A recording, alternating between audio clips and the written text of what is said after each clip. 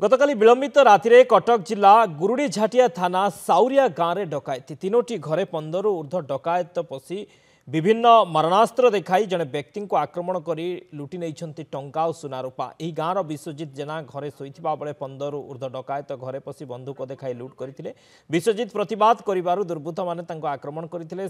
से ग्रामर शुभस्मिता पात्र घरे भी पशि लुट करने उद्यम करते, मात्र किछि न पाई एक आटाज नहीं चली जाइछन्ति। खबर पाई गुरुडीझाटिया पुलिस घटनास्थल में पहुंची विश्वजित को मेडिकल पठाइबा सह तदंत आरंभ करिछि।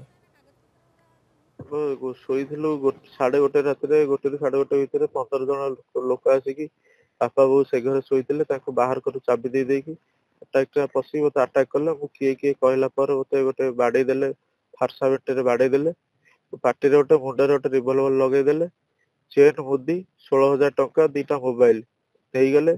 किए किए कहला कहला चुप होइकी सो कहिकी मते मुहरे बाक्स फाक्स पिंधिथिले मु जानि पाइलेनी किए 15 जन आस्थिले अटैक करी केतक जिनस हमर नेकी पळेले। खाली एका तम घर चोरी ना आउ काका घर आम गाँव आउ 2 जनकर चोरी होइछि, ताकर कोन किछि टंका आ आटाच फाटाच कोन नै जाइछन आ 2 घर चोरी होइछि।